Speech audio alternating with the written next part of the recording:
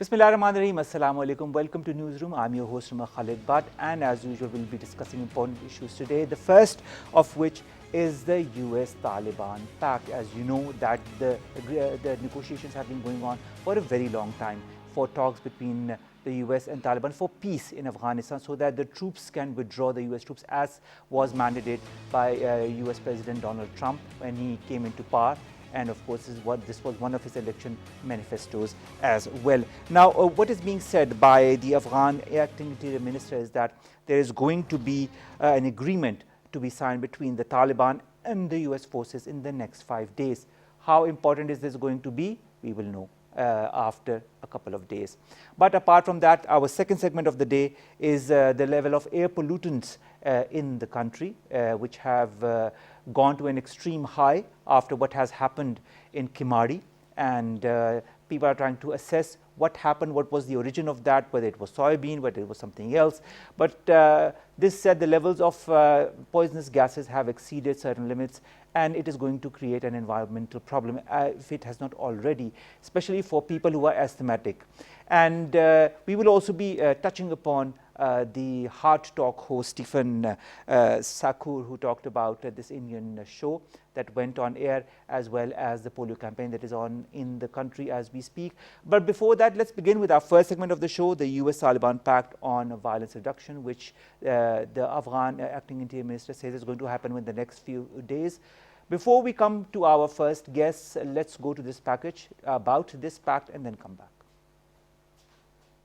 All eyes are set on an end to decades-long spree of violence in war-hit Afghanistan. In comes the much-awaited statement by Afghanistan's acting interior minister that an agreement between Taliban and US forces has been reached. The agreement is for only a week, but it is likely to reduce violence, which is the sole prayer of the people of Afghanistan. As the events unfold, US Defense Secretary Mark revealed that United States and the Taliban have negotiated a proposal for a 7-day reduction in violence. The picture is not that green at all. Taliban on one hand are seeking measures for peace with the US, but they also continue insurgency against the ruling Afghan government. Taliban fighters attacked Afghan government forces on Sunday night, and militants commanders said on Monday, insurgency operations would go on until they receive fresh instructions based on any deal with the United States. On Tuesday, Taliban fighter attacked a security checkpoint set up by Afghan forces in Kapisa province, killing 9 pro-government militiamen. These circumstances are evident of the fact that Taliban,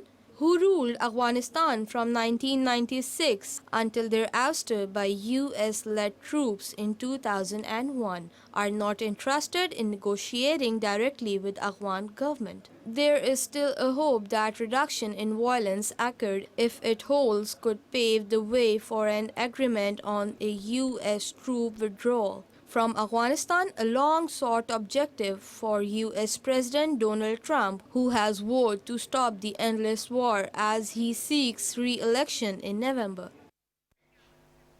We just saw this package on the US-Afghan possible agreement that is going to be held. Let me introduce my guest to you without further ado. His name is Hamid Khan, and you're an analyst. Hamid Sab, thank you very much to have joined us. Hamid, how optimistic are you about this agreement? Umar, to be honest, I'm not very optimistic about it, because there is many factors in relation to when we talk about the peace process and peace talks between US and Taliban. When we have seen that it is the time, it's the year of election in the United States, and President Trump is doing every possible thing to show to his voters that he has gained, whatever he has promised in terms of peace in Afghanistan. But when it comes to the reality is that there are so many stakeholders in Afghanistan, and it's not easy. It's not going to be easy for U.S. troops to quit so easily. And as we have seen, even in the plans, they're not talking about acquittal of all U.S. troops from Afghanistan. There's going to be a small percentage. There will be a very small percentage, 3,800 up to 4,000 troops. But the thing is, what is exactly happening is that Taliban are not willing to talk to to the present Afghan government, right? Because they think that this government is just like a puppet government for United States. On the other hand, that Afghan government is not happy that why Taliban is directly talking and why US But is the directly Taliban talking. never, Hamid Saab, the Taliban never wanted to talk directly with the Afghan government. Despite the pressures that it was put into, it said, no, we will talk directly with the US. Yeah, because the only thing is they think that they are the decision makers. They are the one who took over Afghanistan. They are the one who put them there. So they consider Afghan government as a puppet government there. And we have seen so controversial elections recently in Afghanistan, which has been contested by Abdullah. And he's already, calling it a fully rigged elections. So the credibility of elections are already in doubt. The control of Afghan government all over Afghanistan is hardly anywhere. It's less than 25% of the Afghanistan where the Afghan government is controlling. It's mainly the Kabul and other one or two big cities. Rest of everywhere is Taliban is already controlling Afghanistan. So to be honest, if you see on a realistic way, it is more for US troops, it's more critical for US troops to deal with anything or to agree on anything what Taliban say, because Taliban are in more, I should say, stronger position when it comes to dialogue. And secondly, I would say that if you see the whole scenario, the Pakistan government has been facilitating every possible way. Exactly. And then, when last year, when President Trump called off all the negotiations with a tweet, it was all shocking for everyone. And to regain their trust or to bringing them back to the table is a big success of Pakistan government. And I think America should realize that this can never be happen again. That they cannot call off these dialogues. And secondly, if you think what will happen if there is no American soldiers there, it will be chaotic in Afghanistan. The leadership had talked about some time back that if the US forces leave completely, the Afghan government will not, or if the US support is completely removed, to be honest, they won't survive 6 months. They won't survive. They won't be able to sustain anything. They won't be able to. Despite of presence of so many Afghan troops, US troops and Afghan forces, still they could not hold a large number, a large area of Afghanistan within these. The Taliban is holding more area of Afghanistan than 1996. They have captured more areas, and if it carries on, I think it's to be honest, if I talk in nutshell, it is a election campaign. Is from because President Hamid Saab, to be and very it's a frank, scam from President Trump. He wants to show to his people that he has done this deal. All right. While on the reality, on the ground, I think it will be very hard for United States to completely leave it. But Hamid Saab, they are not completely leaving. From 13,000 troops, they are going to 8,600 or more or less. This is the number of troops that is going to remain in Afghanistan. So then there is a small size of American troops that will still remain in Afghanistan. But this said, let's talk about the possibilities. For example, let's be optimistic, Hamid Saab, for once. And let's try to see, for example, if these talks do kind of come to a logical conclusion, a positive logical conclusion, that is. The Taliban in the past, we've seen that even when they were talking, there were skirmishes that were going on between the Taliban and the Afghan forces in Afghanistan. If this truce does happen, and if there is a 5-day, of course, standstill as far as this strikes like as skirmishes are concerned, like a ceasefire, can this ceasefire, in your point of view, continue for longer? It can be. I think so. There is a little bit possibility of that. It can be, go longer, but it won't go much longer unless there is a clear agreement and there is a clear, whatever the demands of the Taliban, they have to be accepted. Because there is one more issue. If you see, it's not about the one. There are plenty of other groups in controlling Afghanistan where the Taliban has to handle them as well. So sometimes what happens is if any incident happens and Taliban says this incident has been happened by the group who is not in our control, right? Then there is another issue is going to arise there, that who's going to talk to them. And it can. This 7-day ceasefire is, to be honest, is just a symbolic ceasefire. I don't consider it as a very big achievement. Ceasefires have occurred in the past between the Taliban and the Afghan government in the past. And you mentioning it 7 days means that they are trying to make it such a big, success. There are plenty of weeks when there was not a big, conflicts or anything happened in Afghanistan. So I think US government or US think tank should think about it the long term, that how they gonna. But Hamisa, this is of primordial importance. What needs to be done? I mean, there are the Taliban and the US can come together for talks, and they can maybe agree to most of it. But there must be some demands that the US will not agree to. Agreed. But the thing is, if Taliban are saying, rightly saying, for I would say a kind of just a fair control, right?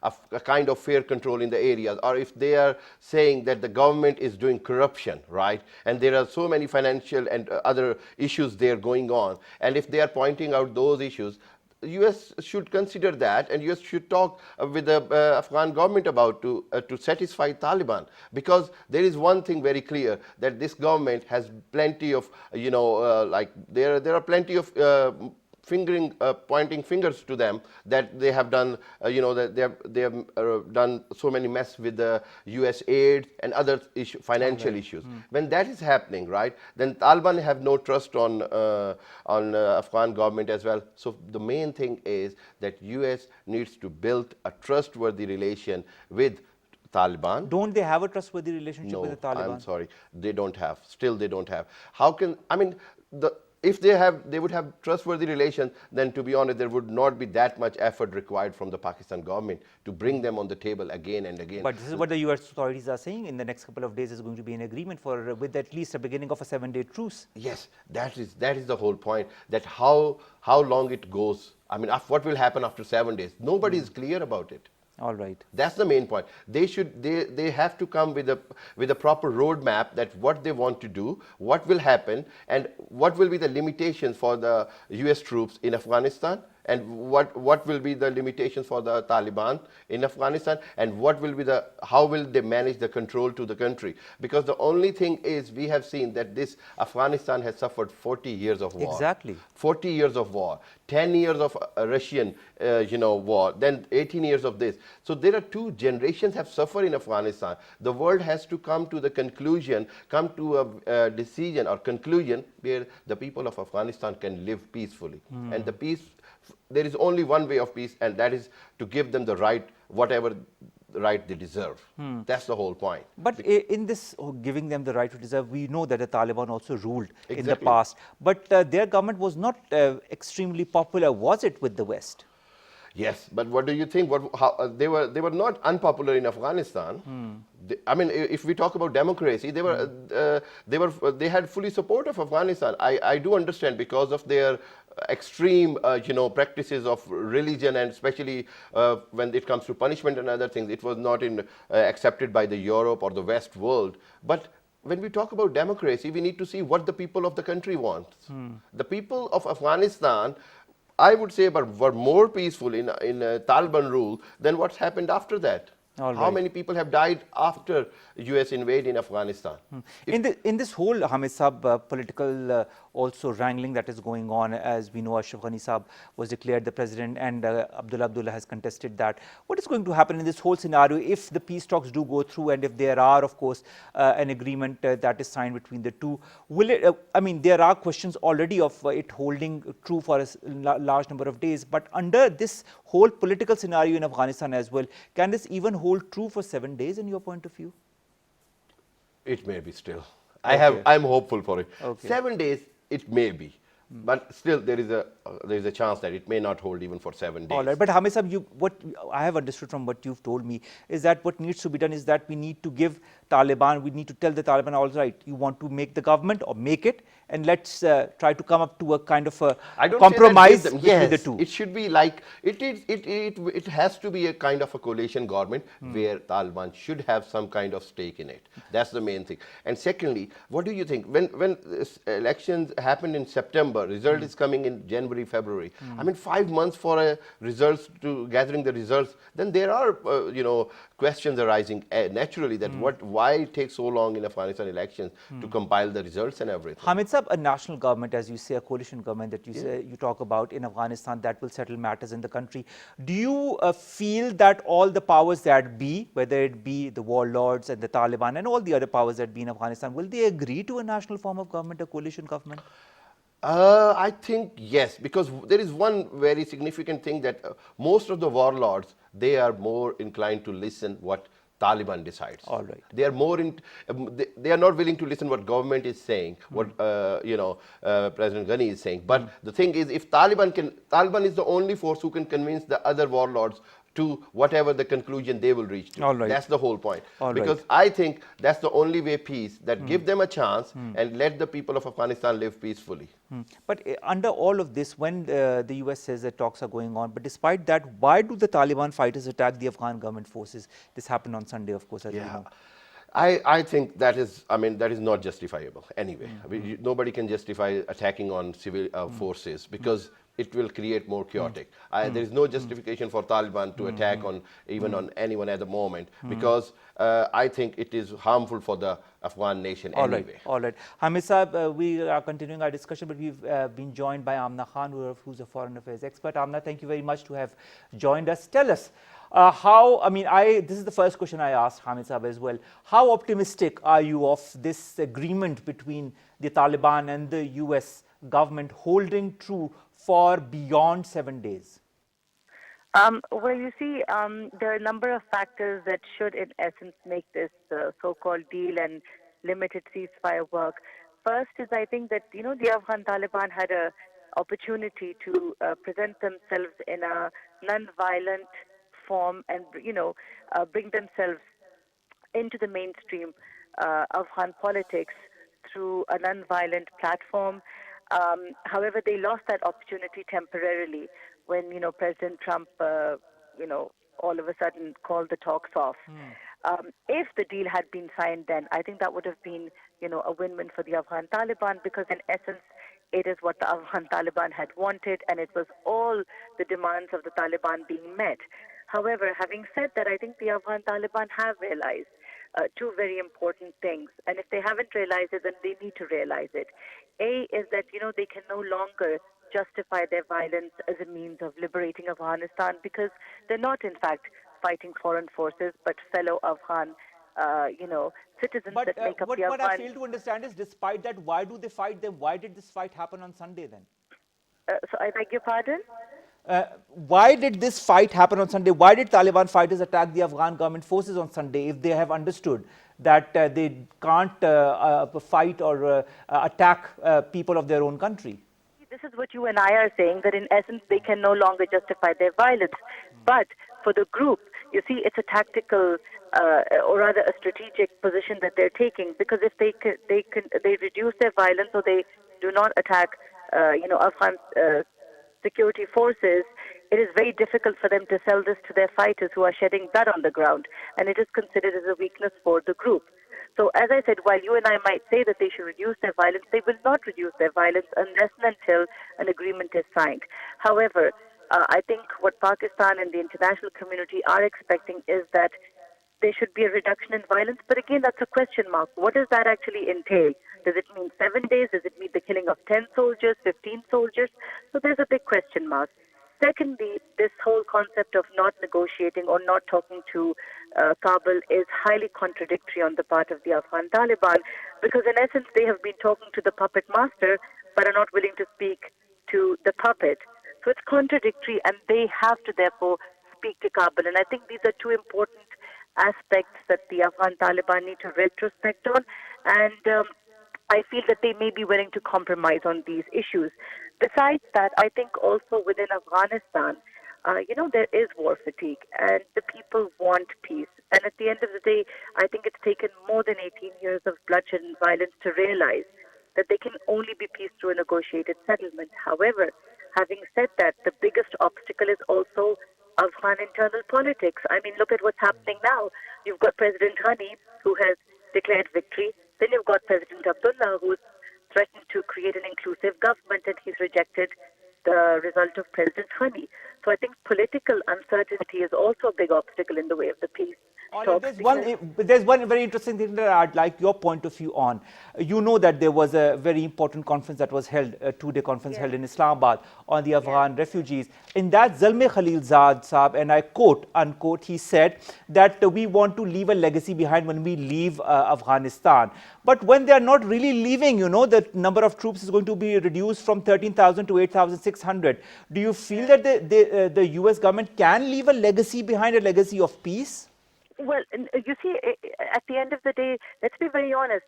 The Americans cannot deliver peace.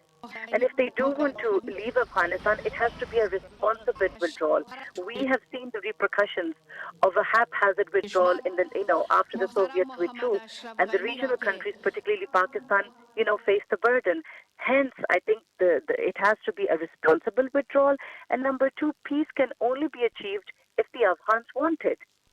It is not something that can be enforced on them. For example, a peace deal can be delivered, and the Americans can sign a peace deal and enforce it upon Kabul. But once the Americans, move out of that equation politically, who is meant to guarantee that peace can be achieved between the internal political factions in Afghanistan? It is the Afghans that can only do it. So hence, there has to be ownership on the part of all political factions, including the Afghan Taliban. Thank you very much, Amna Khan, to have joined us. Hamid Khan Sahab, we just heard Amna Khan Sahib talk about her version of what these talks entail or do not, in fact. My final question to you is, she said that it is all the parties involved, including the people, but in fact she says it is the people of Afghanistan that need to decide who they want to be with. Who are, in your point of view, because I fail to understand in this whole decade, in so many years, who the people want to put into power. That is the main point. That is what Taliban claims, that they are the representative of the people of Afghanistan, right? On the other hand, when the election is have a big question mark, then who is really a representative of the people? One more thing which Amna said, and I will not agree on that. That she's saying that it's contradictory for the Taliban, that they are not going into dialogue with the Afghan government directly. I think the Afghan government, Taliban are very clear in that way, that because this is a puppet government and it is going to be dictated by US, so that's why they want to settle the matters with the masters directly, because they know that whatever US government will decide, that is going to happen. It's either whatever Afghan government said, it's not going to make any difference. So that's the main point. That's why I think whatever final conclusion for the Afghan peace is, it is in the hands of Taliban, and it's in the hands of US government, and they need to work for the welfare of the people of Afghanistan. All right, thank you very much, Hamid Khan Sahab. Ladies and gentlemen, you've heard Hamid Khan, you've heard Amna Khan also talk about this peace talks and this parent agreement that is going to be signed between the Taliban and, of course, the US government. How long will it hold true? What are the key players in all of these talks? What will happen beyond the 7 days? How is it all going to move forward when the elections already in Afghanistan have been contested by Abdullah Abdullah? A lot of question marks. Let's hope these questions are answered in the coming days. We'll go to a short break, then we'll come to our second segment. Stay tuned.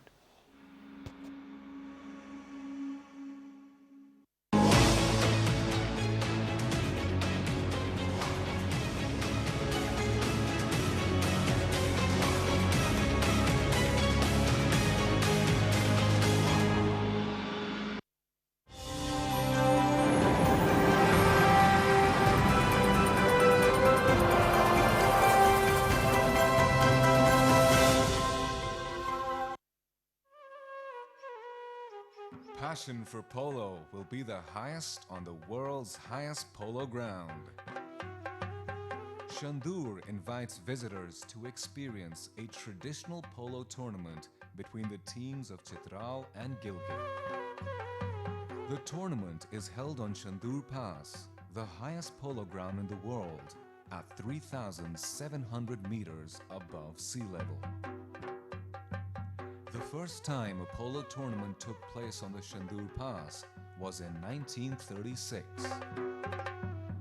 It is a place unique and exotic in itself, surrounded by some of the most spectacular mountain scenery in the world. The event marks the annual rivalry between the teams of Chitral and Gilgit. The polo tournament has some added attractions for the visitors: trout fishing at the nearby streams and lakes, and a festival of folk dances and music of northern Pakistan. The event in itself offers a fascinating insight into the lifestyle of the people of this region. Their culture and indigenous customs are a delight to behold for the visitors. Crystal clear lakes, snow-covered mountains, alpine flowers, and vast stretches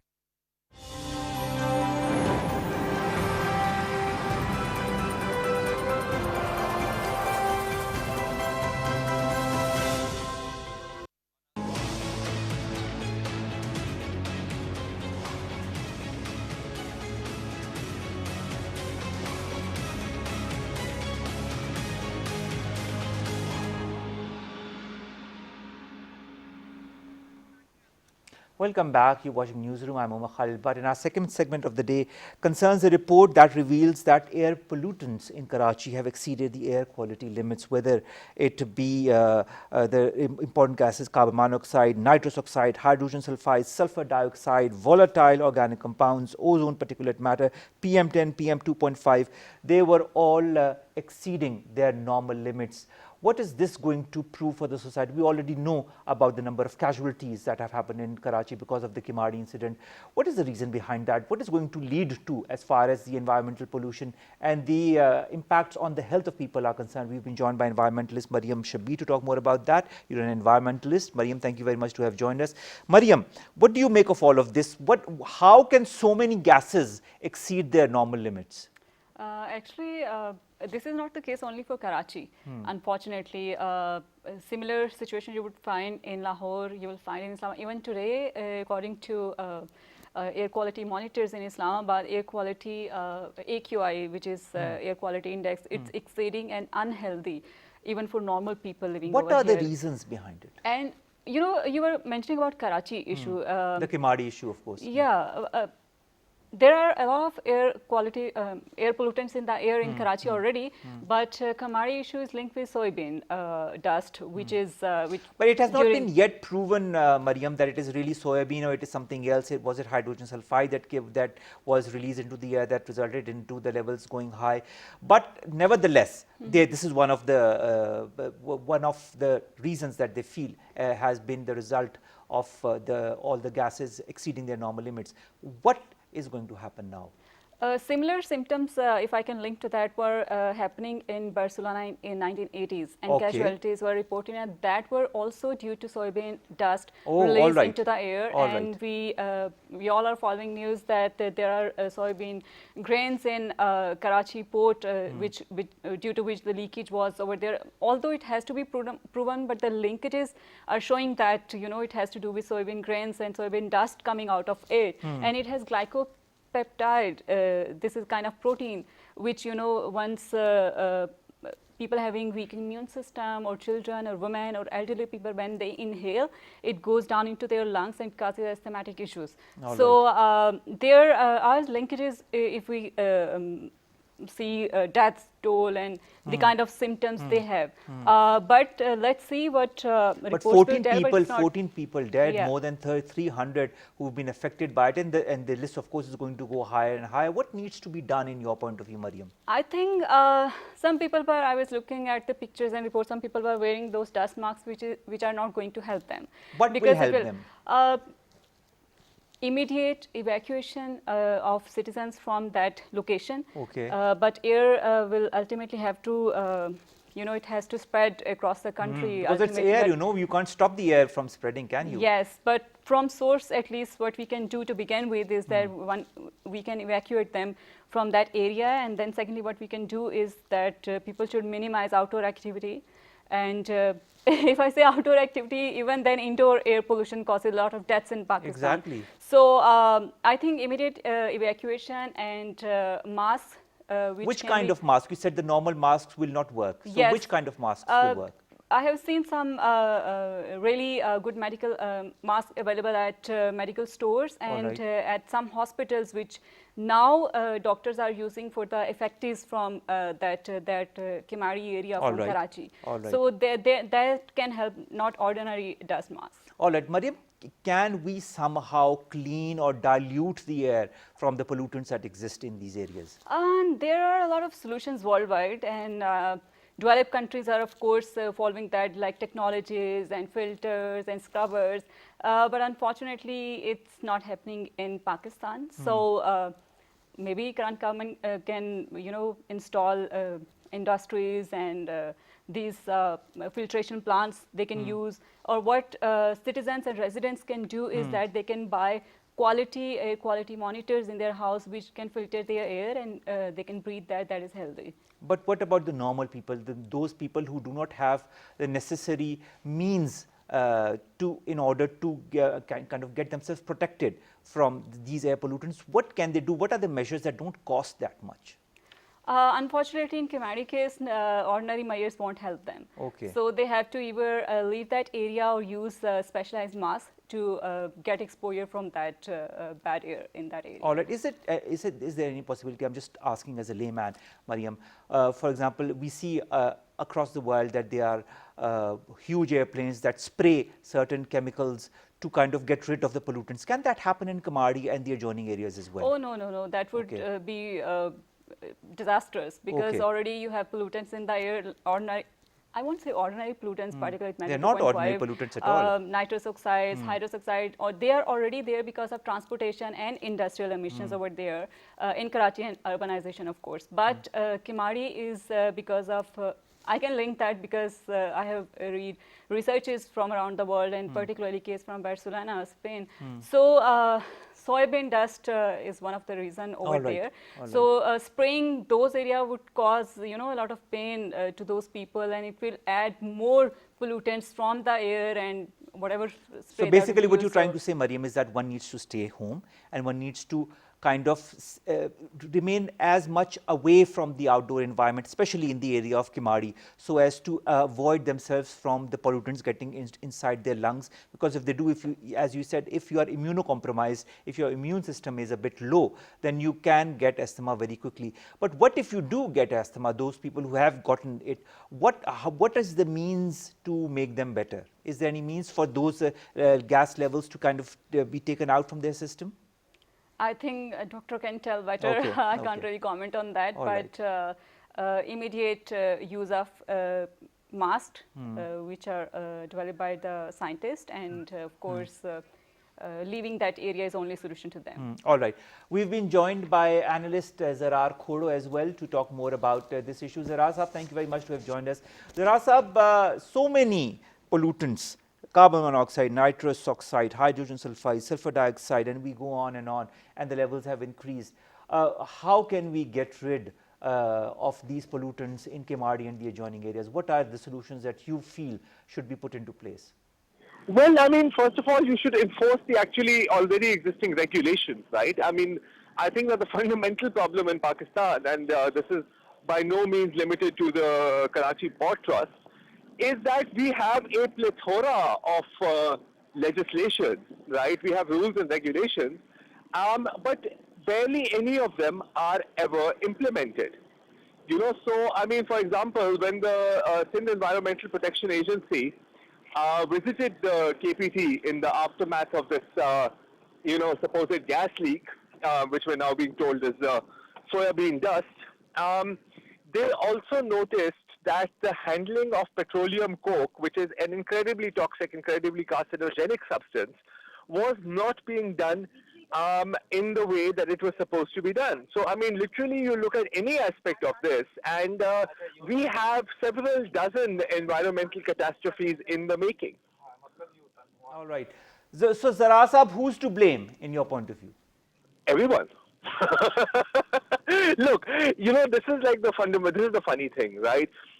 Everything is divided into so many jurisdictions that everyone is responsible for everything. And when everyone is responsible, that means that no one really is. The chairman of the Karachi Port Trust, on the first day, he was like, "Yo, no, there's no leak, everything's cool." Ali Zadi Saab is roaming around on a speedboat saying, "Oh, everything is fine." I mean, what were we expecting? Were we expecting that the ships should be floating upside down like dead fish do? No, of course not. The mayor of Karachi is busy tweeting pictures of his pizza dinner with the American consulate. The Sindh government is running around making a lot of noise, but very few things in terms of public advisories or precautions were ever released or made public. So the fact of the matter is that I blame each and every single person and institution dealing with this. And this is just come to the fore because of this one particular incident. Who knows how much already happens on a daily basis that we are all, blissfully unaware of.